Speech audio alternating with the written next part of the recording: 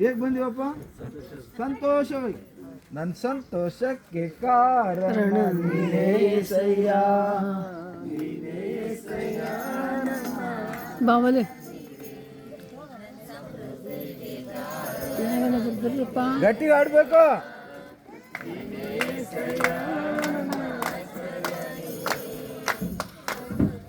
On ಆಗಿದೆ, ಹೀಗೆ ಇಡು ವಾಕ್ಯ ವಿಡಿಯೋ ತೆಗಿಯಂತ.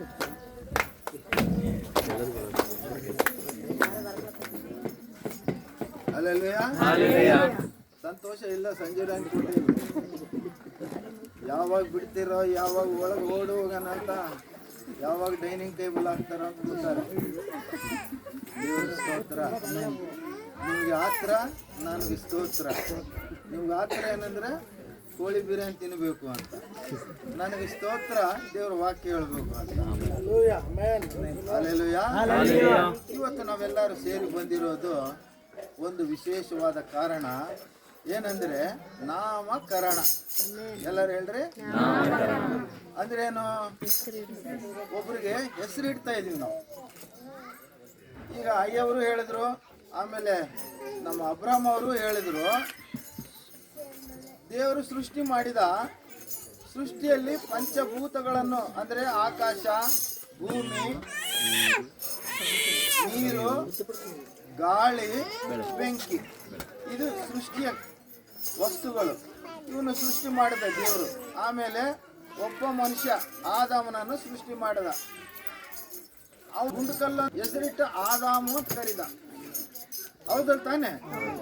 ಈಗ ನಾನಿದ್ದೀನಿ, ನನ್ನ ಏನಂತ ಕರಿತೀರಿ ನೀವು? ಏನಂತ ಕರಿಬೇಕು? ಅವನು ಬಿಳಿಗಡ್ಡದವನಂತೀರ? ಹೌದಾ? ಮತ್ತೇನಂತೀರ? ನನಗೆ ಹೆಸರು ಐತೆ, ಪ್ರತಿಯೊಬ್ಬರಿಗೆ ಹೆಸರು ಐತೆ.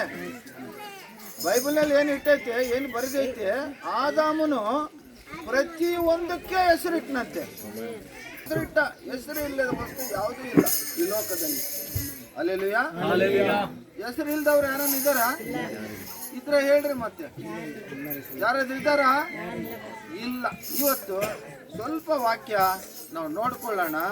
ಅಜ್ಜ ಅಜ್ಜಿಗೆ ಒಂದು ಮಾತು, ತಂದೆ ತಾಯಿಗೆ ಒಂದು ಮಾತು, ಮಗುಗೆ ಒಂದು ಮಾತು, ನಿಮ್ಮೆಲ್ಲರಿಗೂ ಒಂದು ಮಾತು ಹೇಳಿ ನಾನು ಬೇಗ ಮುಗಿಸ್ತೀನಿ. ಇವತ್ತು ಈಗ ಹಳ್ಳಿಗಳಲ್ಲಿ ಆಗಲಿ ಎಲ್ಲೇ ಆಗಲಿ ಏನು ಹೇಳ್ತಾರೆ ಅಂದರೆ, ಅವ್ರು ಹುಟ್ಟಿದ್ರಪ್ಪ, ಯಾರು ಹುಟ್ಟಿದ್ರು ಅಂತ ನಡೆದಿದ್ದು ಘಟನೆಯನ್ನು ಜ್ಞಾಪಕ ಮಾಡ್ಕೊಳ್ತಾರೆ. ಹೌದಲ್ಲ? ಅಂಥದ್ದೈತಲ್ಲ ನಿಮ್ಮ ಜೀವನದಲ್ಲಿ. ಅವನು ಹುಟ್ಟಿದಾಗ ನಾನು ಊರಿಗೆ ಹೋಗಿದ್ದೆ, ಇವಳು ಹುಟ್ಟಿದಾಗ ನನ್ನ ಮದುವೆ, ಅವ್ರ ಮದುವೆ ಆಗಿತ್ತು. ಅದಕ್ಕೆ ಒಂದು ಜೊತೆ ನಾಮಕರಣ. ಆ ನಾಮಕರಣ ಮಾಡಲಿಕ್ಕಾಗಿ ನಾವೆಲ್ಲರೂ ಬಂದಿದ್ವಿ. ಆ ನಾಮ ಅಂದ್ರೇನು? ಹೆಸರು. ನಾಮ ಅಂದ್ರೆ ನಾಮದೇವ್ ಅಲ್ಲ, ಹೆಸರು. ಈಗ ಆ ಮಗು, ಯಾವ ಮಗದು? ಯಾವ ಮಗು ಹೇಳ್ರಿ? ಸಾಲೋಮೋನು ವಸಂತಾಗಿ ಹುಟ್ಟಿದ ಮಗು. ಅವ್ರಿಗೆ ನಮ್ಮ ಹೊಟ್ಟೆಲಿ ಹುಟ್ಟುವುದು. ಸಂತತಿ ಅಂದ್ರೆ ಹುಟ್ಟು ಹುಟ್ಟು ಹುಟ್ಟು ಬರೋದು. ಈಗ ನಾನು ನೋಡ್ತಾ ಇದ್ದಂಗೆ 4 ತಲೆಮಾರುಗಳು ಇವರ ಕುಟುಂಬದಲ್ಲಿ ನೋಡಿದ್ದೀನಿ. ಎಷ್ಟು ತಲೆಮಾರುಗಳು? ಅದನ್ನ ಇಂಗ್ಲಿಷಲ್ಲಿ ಜನರೇಷನ್ಸ್ ಅಂತಾರೆ. ಈಗ ಗಮಾಲಿಯಲ್ ಗಂಗಪ್ಪ ಅವ್ರ ತಂದೆ ನಾನು ನೋಡಿದ್ದೀನಿ, ಕಾಲಿ ಕೆರಳಪ್ಪ. ಅದನ್ನ ಹೆಸರೇನು? ಯಾರು ಓದಿಲ್ಲ ಕಾಲದಲ್ಲಿ, ಆ ಯಜಮಾನ ಓದಿದ್ದ. ನನ್ನ ಹತ್ರ ಬಹಳ ಚೆನ್ನಾಗಿ ಮಾತಾಡ್ತಿದ್ದೆ ಗಂಗಪ್ಪ. ಎರಡನೇದು. 3ನೇ ತಲೆಮಾರು ಯಾರು? ಸೋಲಮನ್ ಸ್ವಾಮಿ. ಸೋಲಮನ್ ನಾನು ಹೆಸರು ಇಟ್ಟಿದ್ದಾನೆ, ಹೆಸರು ಇಟ್ಟಿದ್ದೀನಿ ಅಂತ ಹೇಳಿ ಹೇಳ್ತಾನೆ, ಸೋಲಮನ್ ಸ್ವಾಮಿ. ಎಷ್ಟನೇ ತಲೆಮಾರು ಇದು? ಈಗ ಇನ್ನೊಂದು ತಲೆಮಾರು ಬಂತು, ಅದ್ಯಾವುದು? ಇಲ್ಲ. ಪಕ್ಷಿಗಳಿಗೆ, ಜಂತುಗಳಿಗೆ ಎಲ್ಲವೂ ಹೆಸರು ಇಟ್ಟರು. ಹೆಸರು ಇಲ್ಲದ ಯಾವುದೂ ಇಲ್ಲ. ಈಗ ಹೆಸರು ಅಂದ್ರೆ ಏನೀಗ? ನಾಮದೇವ್ ಅಂದ್ರೆ ನನ್ನ ಹೆಸರು. ಅದು ಯಾರ ಹೆಸರು? ಅದು ಸ್ವಲ್ಪ ಅರ್ಥ ಮಾಡ್ಕೊಳ್ಬೇಕು ನೀವು. ನಾಮದೇವನ್ನ ದೇಹದಲ್ಲಿ ಇರುವಂತ ಆತ್ಮಕ್ಕೆ ಹೆಸರು ಅರ್ಥ ಮಾಡ್ಕೊಳ್ಬೇಕು. ಈಗ ನಾನು ಆಕ್ಸಿಡೆಂಟ್ ಆಯ್ತು, ಸತ್ತು ಹೋದೆ. ನಾನು ಎಲ್ಲ ಬಂಧು ಬಳಗ ಮನೆಗೆ ಬಂದರು, ಮನೆಯಲ್ಲೇ ಕಾಯ್ತಾ ಇದ್ದಾರೆ.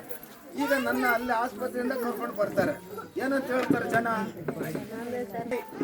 ಮತ್ ನಾಮದೇವ್ ಯಾರು ಹೇಳ್ರಿ, ಅರ್ಥ ಮಾಡ್ಕೊಳ್ರಿ. ಅಬ್ರಾಮ್ ಅಂದ್ರೆ ಅಬ್ರಾಹಂ ಶರೀರಕ್ಕ, ಅಬ್ರಾಮ್ ಆತ್ಮಕ್ಕ. ಅಬ್ರಾಮ್ ಶರೀರದಲ್ಲಿರುವಂತ ಆತ್ಮಕ್ಕೆ. ಹಲ್ಲೆಲೂಯಾ.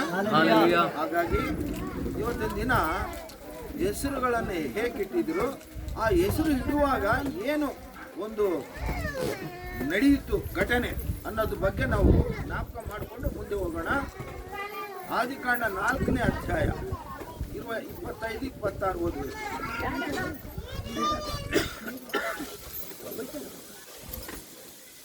ఆదాము మరల తన భార్యను కూడినప్పుడు ఆమె కుమారుని కని కయ్యూను చంపిన ఏబెలునకు ప్రతిగా దేవుడు నాకు మరి ఒక సంతానమును నియమించననుకొని అతనికి షేతు అను పేరు పెట్టెను. అతనికి షేతు.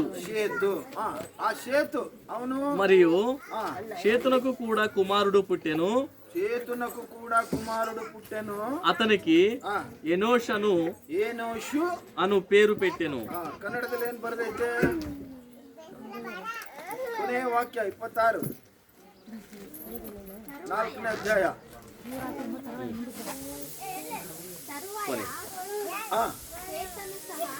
ಯಾರು ಓದ್ತಿದ್ದಾರೆ? ಪ್ರೀತಿ ಗಟ್ಟಿಗೆ ಹೇಳ್ಬೇಕು. ತರುವಾಯ ಸೇತನು ಸಹ ಮಗನನ್ನು ಪಡೆದು ಅವನಿಗೆ ಎನೋಷ್ ಎಂಬ ಹೆಸರಿಟ್ಟನು. ಎನೋಷು ಎಂಬ ಹೆಸರಿಟ್ಟನು. ಚೆನ್ನಾಗಿ ಕೇಳ್ಬೇಕು, ಮರ್ತ ಹೋಗ್ಬಾರ್ದು ಈ ವಾಕ್ಯ. ಏನ್ ಹೆಸರಿಟ್ರು? ಎನೋಷ್. ಏನ್ ಹೆಸರಿಟ್ರು? ಎನೋಷ್. ಇವಾಗ್ಲೇ ಹೇಳಿದೆ ನಾನು, ಯಾರು ಹುಟ್ಟಿದಾಗ ಯಾವಾಗ ಹುಟ್ಟಿದ್ರು, ಅವತ್ತೇನ್ ನಡೀತು, ಅವತ್ತೇನ್ ಗತಿಸಿತು, ಇವೆಲ್ಲ ಮಾತಾಡ್ಕೊಳ್ತೀವಿ ನಾವು. ಹೌದು. ಈಗ ಏನೇಶು ಹುಟ್ಟಿದಾಗ ಅವನಿಗೆ ಹೆಸರಿಟ್ಟರು, ಅವಾಗ ಒಂದು ಘಟನೆ ನಡೀತು. ಅದು ಮೊದಲನೇ ಘಟನೆ. ಅದೇನು? ಆ ಕಾಲದಲ್ಲಿ ಯೆಹೋವ ಎಂಬ ಹೆಸರನ್ನು ಹೇಳಿಕೊಂಡು ಆರಾಧಿಸುವುದಕ್ಕೆ ಪ್ರಾರಂಭವಾಯಿತು. ತೆಲುಗಿನಲ್ಲಿ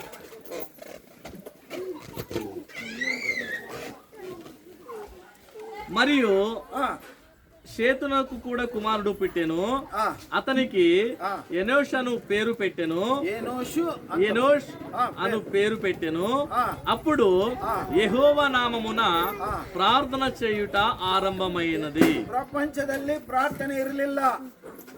ಪ್ರಪಂಚದಲ್ಲಿ ಯಾರು ಪ್ರಾರ್ಥನೆ ಮಾಡೋರು ಇರಲಿಲ್ಲ.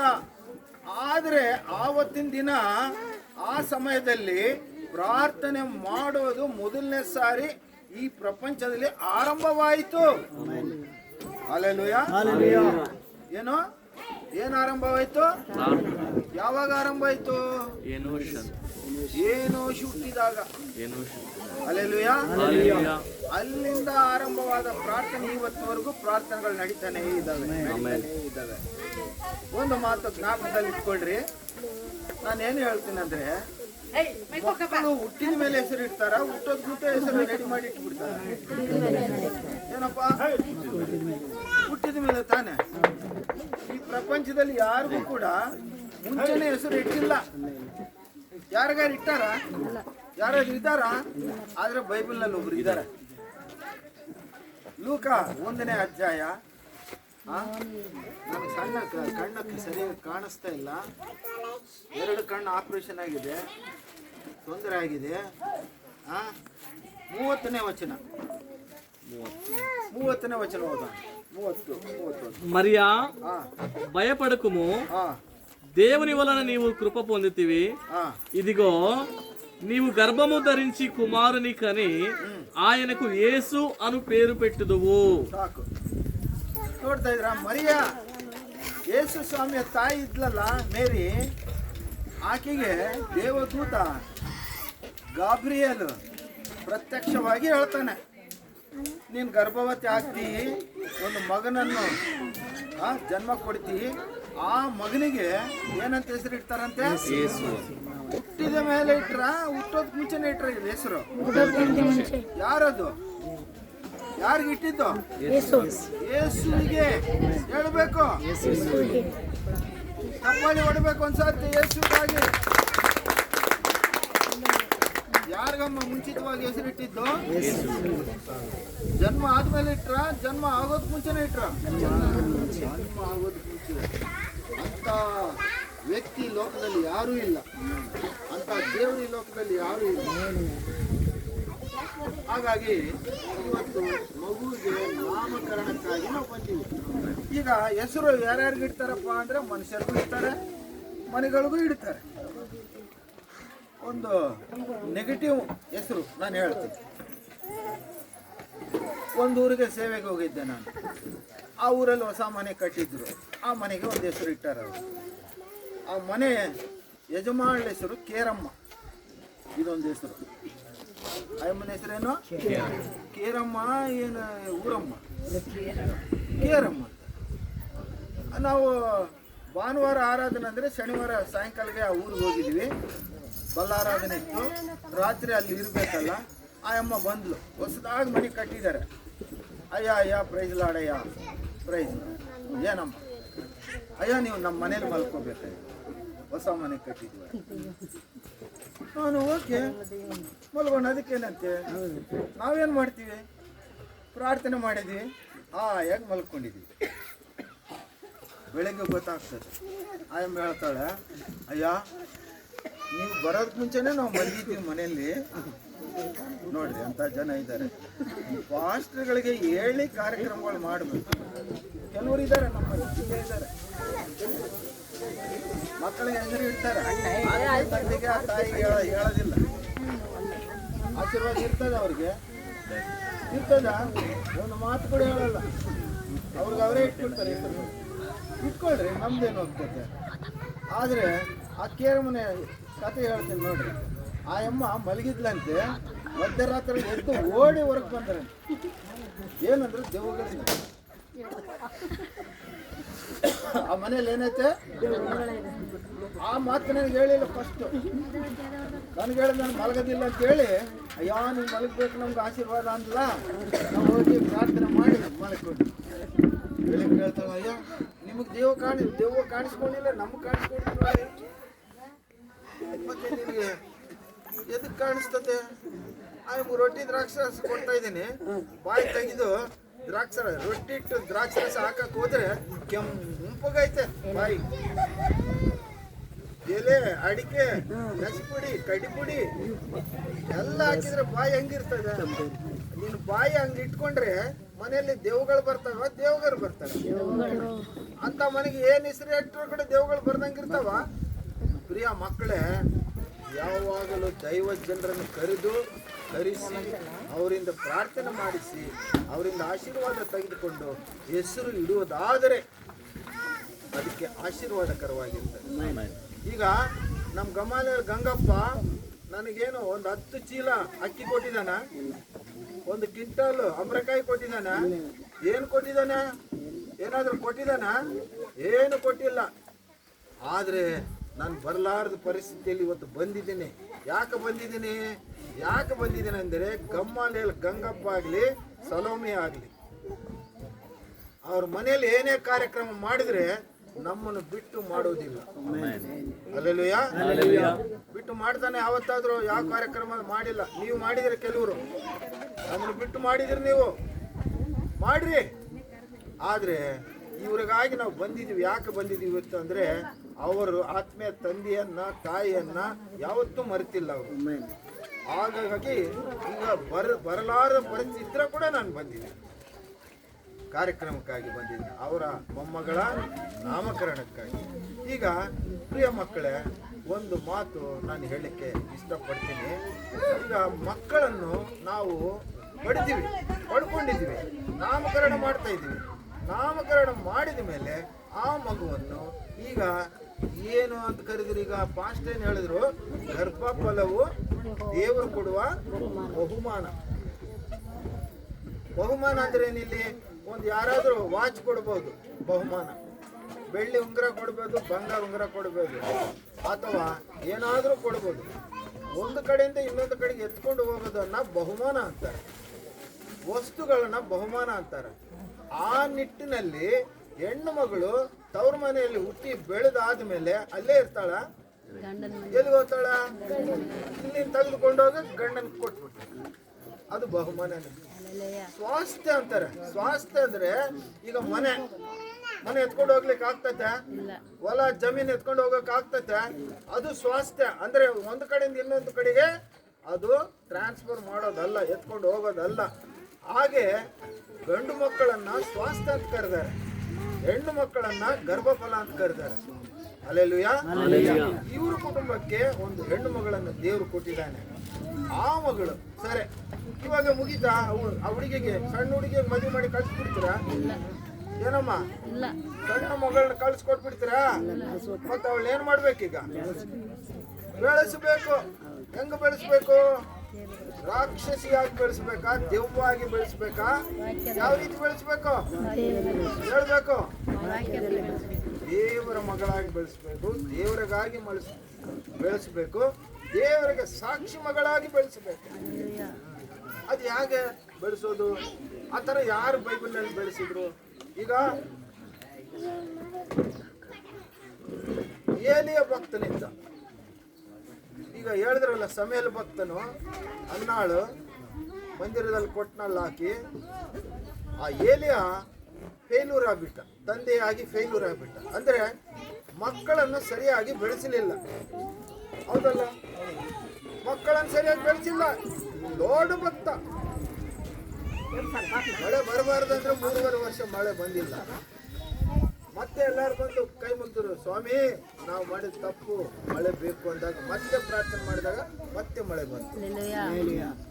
ಮತ್ತೆ ಬಲಿಪೀಠ ಕಟ್ಬಿಟ್ಟು ಆಕಾಶದಿಂದ ಬೆಂಕಿ ಬಂದ ಸುಡಬೇಕು ಅಂತ ನಿನ್ ದೇವ್ರು ನಿಜವಾದ ದೇವ್ರಂತ ನೀನು ಪ್ರೂಫ್ ಮಾಡು ಅಂದ್ರೆ ಆತನ ಪ್ರಾರ್ಥನೆ ಮಾಡಿದಾಗ ಆಕಾಶದಿಂದ ಬೆಂಕಿ ಬಂದು ಆ ಬಲಿಪೀಠದ ಮೇಲೆ ಇರುವಂತ ಕಟಿಕಗಳನ್ನೆಲ್ಲ ಹುರಿದು ಬೆಂಕಿ ಬರಾಟ ಮಾಡಿದ. ಅಂತ ಭಕ್ತ. ಆತನ ಮಕ್ಕಳು ಫೇಲ್ ಆಗಿಬಿಟ್ರು. ಯಾಕಂದ್ರೆ ಸರಿಯಾದ ರೀತಿಯಲ್ಲಿ ಬೆಳೆಸಿಲ್ಲ. ಹೌದಲ್ವಾ? ದಾವೀದ್ ಚಕ್ರವರ್ತಿ ದೊಡ್ಡ ಮಹಾರಾಜ, ಅವನ ಮಕ್ಕಳು ಸರಿಯಾಗಿ ಬೆಳೆಸಿಲ್ಲ.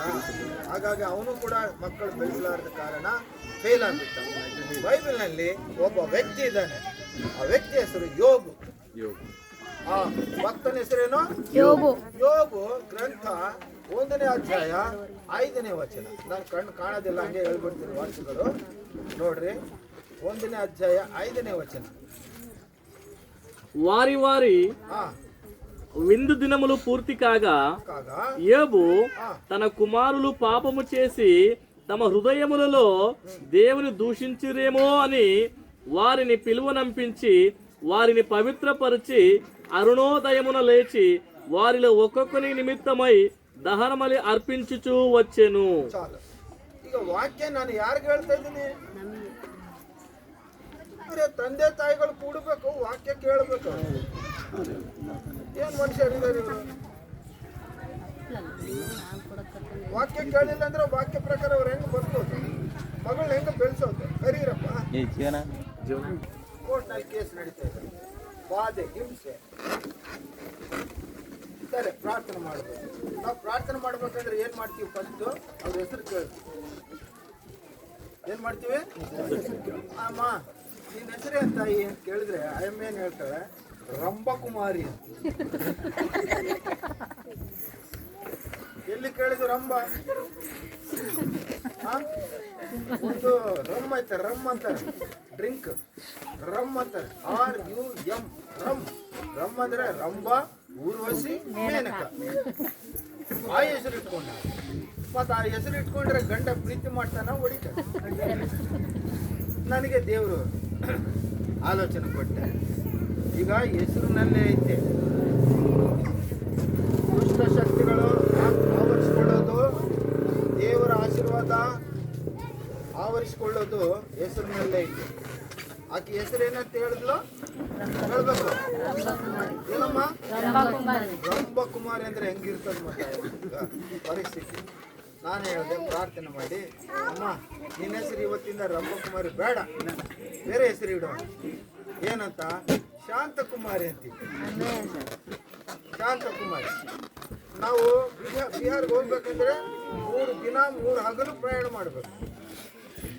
ಇನ್ನು ವಾಪಸ್ ಆಗಿ ಬಳ್ಳಾರಿಗೆ ಬಳ್ಳಾರಿಗೆ ವಾಪಸ್ಸಾಗಿ ಬಳ್ಳಾರಿ ಮುಟ್ಟಿದ ಮೇಲೆ ಒಂದು ಫೋನ್ ಕಾಲ್ ಬಂತು. ಫೋನು ಏನಂದ್ರೆ ಆ ಹೆಸರು ಇಟ್ಟು ಬಂದ್ವಿ, ಪ್ರಾರ್ಥನೆ ಮಾಡಿ ಬಂದಿವಿ. ಅಲ್ಲಿ ಏನಾಯ್ತಪ್ಪ ಅಂದ್ರೆ ದೇವ್ರ ಅದ್ಭುತ ಕಾರ್ಯ ಮಾಡಿ ಏನ್ ಮಾಡಿದ, ಗಂಡ ಬಂದು ಕೇಸ್ ವಾಪಸ್ ತಗೊಂಡು ಹೆಂಡತಿನ ಕೂಡ್ಕೊಂಡು ಸಂಸಾರ ಮಾಡ್ಲಿಕ್ಕೆ ಮನೆ ಇಬ್ರು ಸೇರ್ಕೊಂಡಿದ್ದಾರೆ.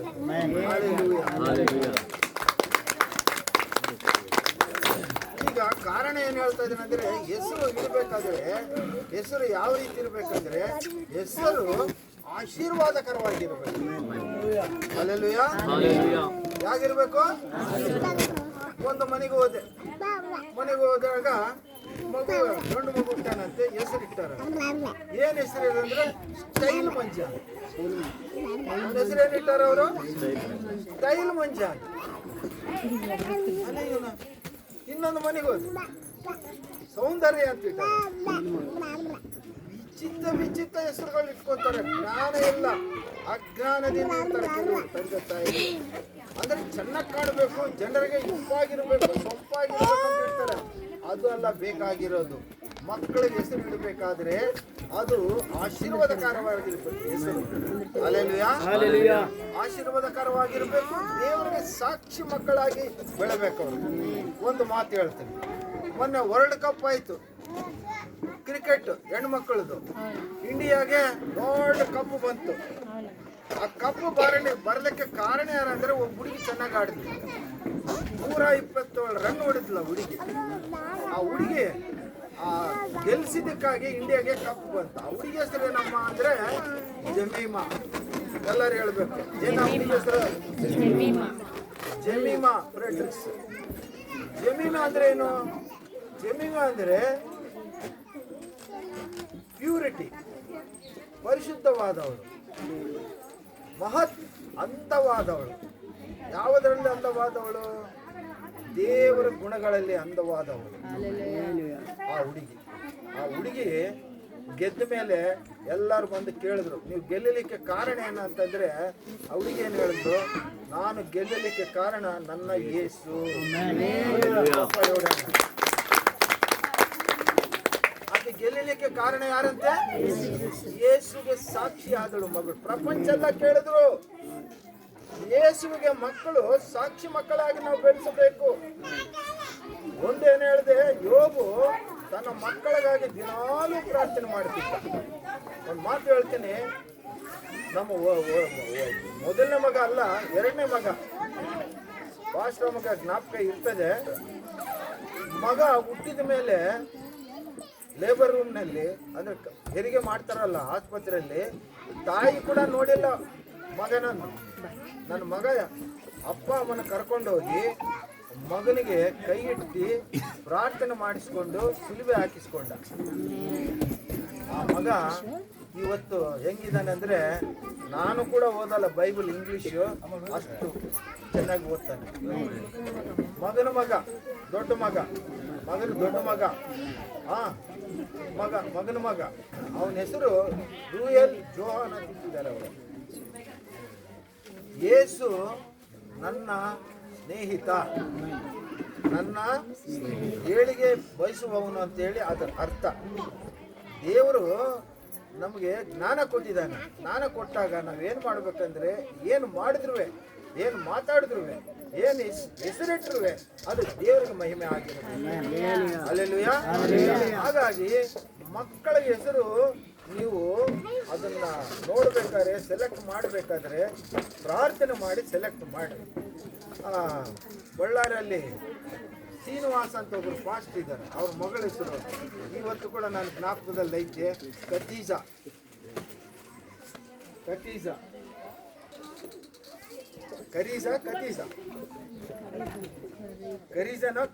ಅಂತ ಐತೆ. ಆಶೀರ್ವಾದ ಪಟ್ಟಂತವಳು ಅಂತ ಅದರ ಹೆಸರು. ನೋಡಿದ್ರೆ ಎಲ್ಸಡೆ ಶ್ರೀನಿವಾಸ ಅಂತ ಒಬ್ರು ಸೇವಕರಿದ್ದಾರೆ, ಅವ್ರ ಮಗಳ ಹೆಸರು ಕರೀಜಾನ ಅಂತ ಐತೆ. ನಾನು ಕರೀಜಾ ನೋಡ್ರಿ. ಹೀಗೆ ನಾನು ಹೇಳ್ತಾ ಇದ್ದೇನೆಂದ್ರೆ, ಹೆಸರು ಇಡಬೇಕಾದ್ರೆ ಒಳ್ಳೆ ಹೆಸರು ಇಡ್ರಿ, ದೇವ್ರಿಗೆ ಮಹಿಮೆ ಆಗುವಂಥ ಹೆಸರು, ಆಶೀರ್ವಾದ ಬರುವಂಥ ಹೆಸರು. ಆದರೂ ಮಕ್ಕಳಿಗಾಗಿ ತಂದೆ ತಾಯಿಗಳು ಮಕ್ಕಳನ್ನು ಯಾವ ರೀತಿ ಬೆಳೆಸ್ಬೇಕಂದ್ರೆ ಯಾಚಕರಾಗಿ ಬೆಳೆಸ್ಬೇಕು. ಪ್ರತಿ ದೇವರ ಮಗ ಸೇವಕರಾಗಿ ಬೆಳೆಸ್ಬೇಕು ಮಕ್ಕಳನ್ನು. ಆ ಬೆಳೆಸುವಿಕೆ ಅದು ಇರಬೇಕು, ಯಾವಾಗಲೂ ಇರಬೇಕು. ನಾನು ಇನ್ನೊಂದು ಮಾತು ಹೇಳಿ ಮುಗಿಸ್ತೀನಿ. ಮಾತೇನೆಂದರೆ, ಅದು ದೇವರು ಹೇಳ್ತಾ ಇದ್ದಾನೆ, ಅವರ ಅಜ್ಜಿಗೆ ಹೇಳ್ತಾ ಇದ್ದಾನೆ, ಬಂದಂತ ನಿಮ್ಮೆಲ್ಲರಿಗೂ ಹೇಳ್ತಾ ಇದ್ದಾನೆ. ಜ್ಞಾನೋಕ್ತಿಗಳಲ್ಲಿ 30ನೇ ಅಧ್ಯಾಯ 8, 9 ಬಹಳ ಅರ್ಥಗರ್ಭಿತವಾದ ಮಾತು, ಗಂಭೀರವಾದ ಮಾತು, ಯಾರು ಮರ್ತೋಗಬಾರ್ದು. 30ನೇ ಅಧ್ಯಾಯ 8, 9ನೇ ವಚನ. వ్యర్థమైన వాటిని అబద్ధములను నాకు దూరముగా నుంచుము. పేదరికమునైనను ఐశ్వర్యమునైనను నాకు దయచేయకుము. తగిన ಒಂದು ಊರಲ್ಲಿ ಒಬ್ಬನಿದ್ದಾನೆ. ಅಮ್ಮ ಸಂಪಾದಿಸಿದ ಆತ್ಮ ಅದು. IMS ಅಂತ ಹೇಳಿ ಆಯಮ್ಮ ತಂದ ಆತ್ಮ.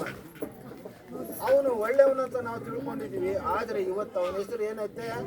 ಸುಳ್ಳು ಪ್ರಭು ಅಂತಾರೆ ಊರಲ್ಲಿ. ಏನಂತಾರೆ ಅವನ ಹೆಸರು? ಹೇಳ್ಬೇಕು, ಸುಳ್ಳು. ಬಾಯಿ ತೆಗೆದ್ರೆ ಸುಳ್ಳು. ದೇವ್ರ ಮಕ್ಕಳು ಬಹಳ ಚೆನ್ನಾಗಿ ಅರ್ಥ ಮಾಡ್ಕೊಳ್ಬೇಕು. ನಮ್ಮ ದೇವರು ಸತ್ಯ ದೇವರು. ನಮ್ಮ ದೇವ್ರು ಎಂತ ದೇವರು? ಹೇಳ್ಬೇಕು, ಹೇಳ್ಬೇಕು. ಸತ್ಯ ದೇವ್ರ ಮಕ್ಕಳು ಹೆಂಗಿರ್ಬೇಕು? ಸತ್ಯವಾಗಿರ್ಬೇಕಾ? ಸುಳ್ಳು ಮಾತಾಡ್ಬೇಕು. ಬಾಯಿ ತೆಗೆದ್ರೆ ಸುಳ್ಳು. ಅವನ ಹೆಸರು ಸುಳ್ಳು ಪ್ರಭು ಅಂತ. ಕರ್ಕೊಂಡು ಬರ್ತೀನಿ ಬೇಕಾದ್ರೆ ನೋಡ್ರಿ ನೀವು. ಅಂತ ಸಾಕ್ಷಿ ಮಕ್ಕಳಾಗಿರಬಾರ್ದು ನಾವು. ದೇವರು ವಾಕ್ಯ ಹೇಳ್ತದೆ, ನಾವು ಏನ್ ಮಾಡ್ಬೇಕು? ಸುಳ್ಳಿಂದ ದೂರ ಇರ್ಬೇಕು, ಅಸತ್ಯಗಳಿಂದ ದೂರ ಇರ್ಬೇಕು. ಓದಪ್ಪ. పేదరికమునైనను ఐశ్వర్యమునైనను నాకు దయచేయకుము. ನೋಡ್ರಿ, ಆ ಭಕ್ತನು ದೇವರನ್ನ ಕೇಳ್ತಾ ಇದ್ದಾನೆ, ನಾನು ಜಾಸ್ತಿ ಬಡತನ ಕೊಡಬೇಡಪ್ಪ, ನಾನು ಜಾಸ್ತಿ ಶ್ರೀಮಂತಕ್ಕ ಕೊಡಬೇಡಪ್ಪ, ನಾನು ದೊಡ್ಡ ಜನಾರ್ದನ್ ರೆಡ್ಡಿ ಆಗ್ಬೇಕು ಅಂತ ಕೇಳಬೇಡ.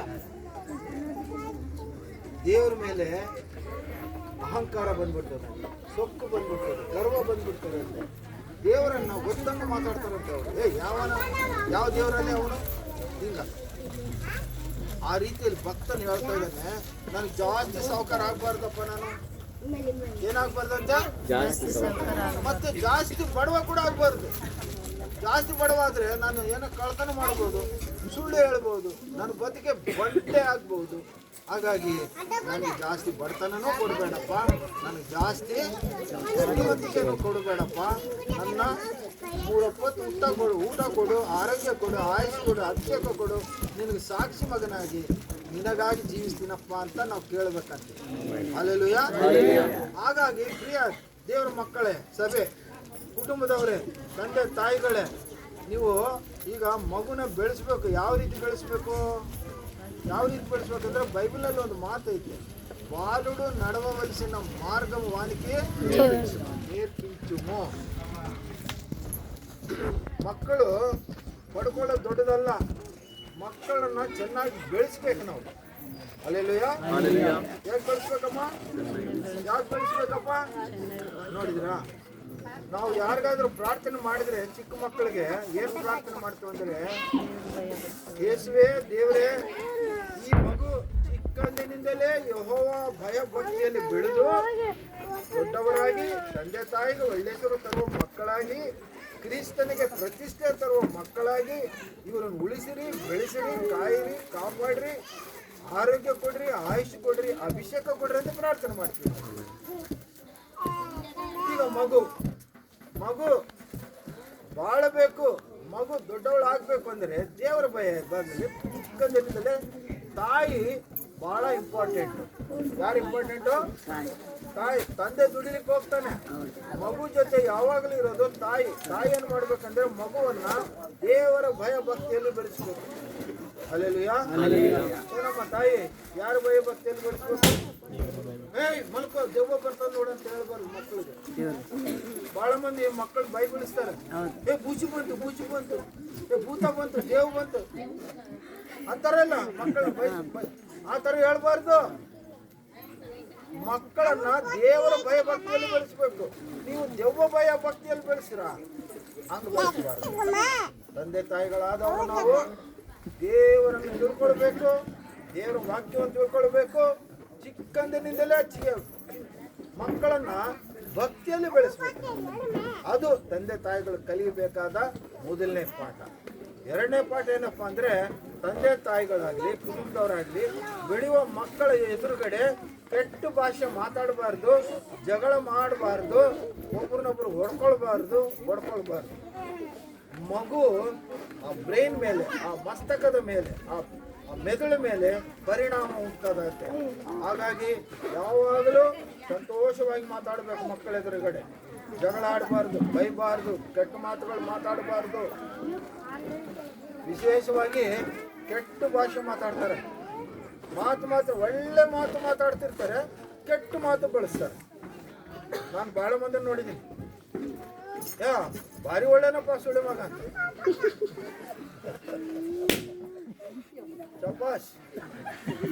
ಶಬಾಷ್ ಹೊಡೆಯಮ್ಮ, ಹೊಡಿತಾ ಇದ್ದೀನಿ. ಅದು ಒಳ್ಳೆಯವನಂತದ್ದೇನ ಕೆಟ್ಟವನಂತ ಏನಪ್ಪ ಡ್ಯಾನಿ?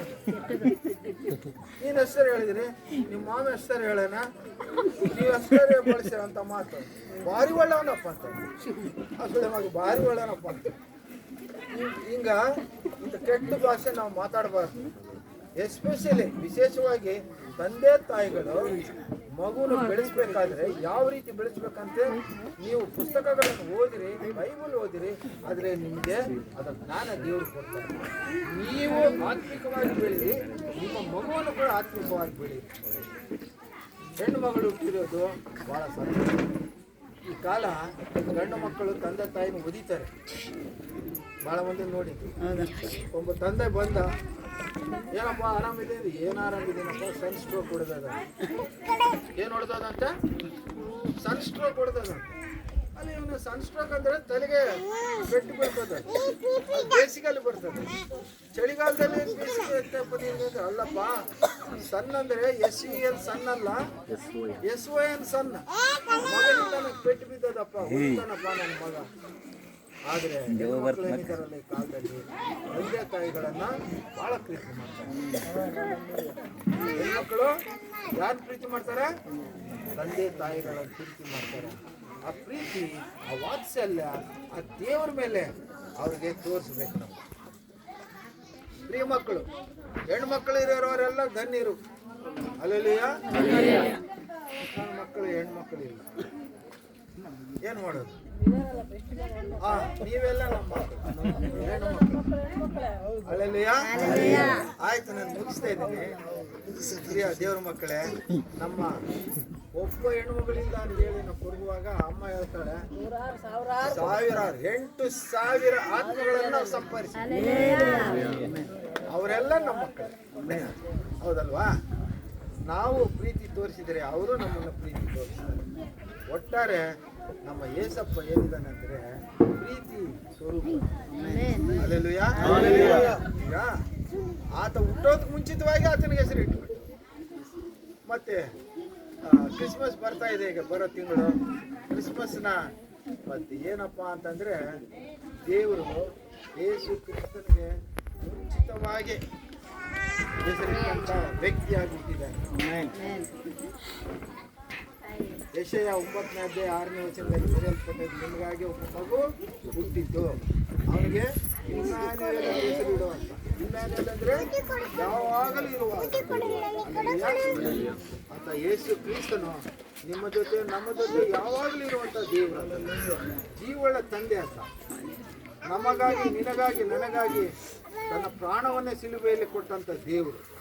ಆ ದೇವರು ಸಿಲುಬೆಯಲ್ಲಿ ತನ್ನನ್ನು ತಾನು ಸಮರ್ಪಣೆ ಮಾಡಿಕೊಂಡು ಸತ್ತು ಉಣಲ್ಪಟ್ಟು ಸಮಾಧಿಯಾಗಿ ಮೂರನೇ ದಿನ ಜೀವಂತವಾಗಿ ಎದ್ದು ಬಂದ, ಮರಣವನ್ನು ಗೆದ್ದುಕೊಂಡು ಆತನ ಬಳಿ ಬಂದು ಯಾರು ಏನು ಪ್ರಾರ್ಥನೆ ಮಾಡಿದ್ರು ಆ ಪ್ರಾರ್ಥನೆಗೆ ಸದುತ್ತರವನ್ನು ಕೊಡೋ ದೇವರು ಯೇಸು ಕ್ರಿಸ್ತನೊಬ್ಬನೇ ಈ ಲೋಕದಲ್ಲಿ.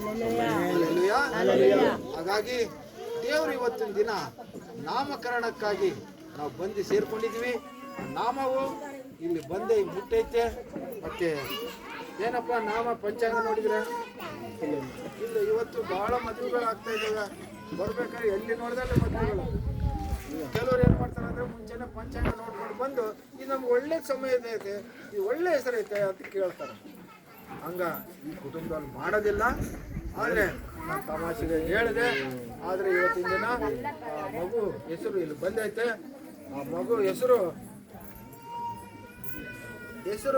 ಹೇಳಿದ ಮೇಲೆ ಏನು ಮಾಡ್ಬೇಕು ನಾವು? ನಿಮ್ಮನ್ನು ಕೇಳಿಲ್ಲ ನಾನು. ಹೆಸರು ಹೇಳಿದ ಮೇಲೆ ಏನು ಮಾಡ್ಬೇಕು? ಚಪ್ಪಾಳಿ ಹೊಡಿಬೇಕು. ಮತ್ತೆ ಯಾರು ಹೊಡ್ಲಿಲ್ಲ?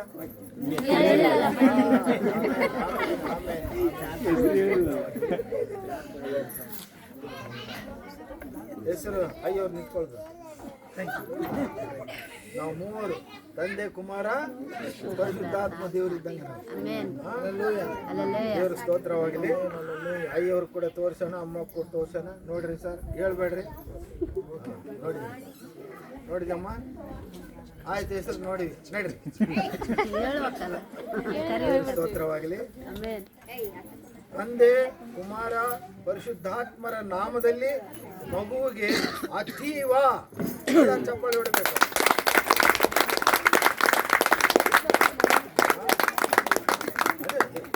ಹೆಸರು ಅತೀವ. ಮಗುವನ್ನು ತಂದು ಕೊಡಬೇಕು, ಪ್ರತಿಷ್ಠೆ ಮಾಡೋಣ. ಅತೀವ ಅಂದ್ರೆ ಉಲ್ಲಾಸ, ಉತ್ಸಾಹ, ಸುಪ್ರೀಂ ಪವರ್. ದೇವ್ರ ಸ್ತೋತ್ರವಾಗಲಿ. ಮೇಲೆ ಇಬ್ಬರು ಬರ್ರಿ. ಏ ಫೋಟೋಗ್ರಾಫರ್ ಇಲ್ಲಪ್ಪ, ಏನೇ ಬಾರಪ್ಪ, ಹತ್ರ ಬಾ.